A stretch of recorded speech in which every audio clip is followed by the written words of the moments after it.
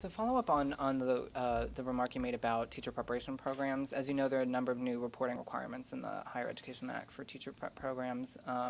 But with the 98 reauthorization, we didn't see states really closing down programs that were poor or even doing a very good job identifying poor programs. Given that there are stronger requirements in the new HEA, will you use the bully pulpit or other leverage points at your discretion to try to close down programs that don't seem to be producing very good teachers? We have to. We have to challenge the status quo. And again, this to me goes back to having data, that this shouldn't be my opinion or somebody's opinion. This should be, are our students learning? At the end of the day, that's all that matters. That's all this is about, is are we giving our children the opportunity they need? And so where you have phenomenal schools of education that are producing great teachers every single year, and we need to, again, shine a spotlight on that and help them produce more teachers and support them in their efforts. And we see places where teachers aren't making a difference and it's just not working. I think we have to challenge that status quo. I'm also a big believer in alternative certification. I think there's lots of great talent out there who wants to teach, who just didn't happen to major in education when they were an 18-year-old undergrad.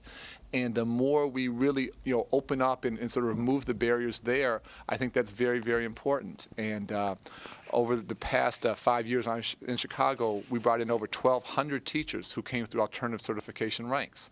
And so you have programs that take folks right out of college, like Teach for America, that I think are doing a great job. We did a lot to bring in mid-career changers, people who are 30, 35, 40, walking away from other professions. And one of the only benefits of a really tough economy is that teaching has never been more desirable. There's a huge amount of potential talent coming in.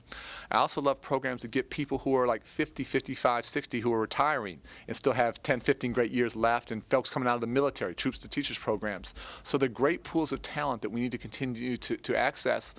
And the more we create some competition and have multiple pathways to come into teaching, and over time we'll figure out which schools of education, which alternative certification programs are producing the best talent and keeping that talent in systems, and we need to support more of that. So this is something we're going to watch very closely going forward. The final thing I'll say is as I led that at any time, the quality of teachers, the quality of principals matters tremendously. But I think that it matters more today than any time in recent history, because we have a baby boomer generation that's moving towards retirement. We have an aging workforce. And over the next 4, 5, 6 years, there's going to be a tremendous turnover in our ability to recruit the best and brightest into teaching, and most importantly, keep that great talent in teaching. What we do over the next 4 or 5 years is going to shape public education in our country for the next 25 or 30 years. It is absolutely a generational shift. And I'm unbelievably hopeful about myself, the President, the First Lady, the Vice President, his wife, all of us getting out, traveling the country, and really encouraging the best and brightest to come into teaching. You've heard the President talk about that. We're going to keep coming back at that. And the more we can get the best talent from whatever walk of life to coming to teaching, and if you really want to serve your country, if you want to do something special, if you want to make a difference, here's the way to do it. The more we can push that, the more we can get great talent in. It gives us an extraordinary opportunity to literally change the face of public education for years to come. Can you describe at all what you think the role of the teachers' unions will be or should be in some of your reform efforts, given that some of them, some union leaders are nervous about some of the things that you've proposed in the budget and also in the stimulus package? Yeah, and I go back to what I started before, that I see tremendous leadership from the unions, and I see a real commitment and a passion, not just for their members, but very importantly to me, for children. And so as I said earlier, we're all going to have to think differently, and we're all going to have to stretch, and we're all going to have to challenge the status quo. And what the unions have that maybe they haven't felt in the past is this is a historic, unprecedented amount of resources coming into school systems, and we are literally saving hundreds of thousands of teaching jobs, great union jobs, and that's really important. And unions are going to have a seat at the table, and I'm talking with the union leaders virtually on a weekly basis. And we are all in this together. And what I always argue, if it's just the Department of Education trying to drive changes, we're not going to get where we need to go.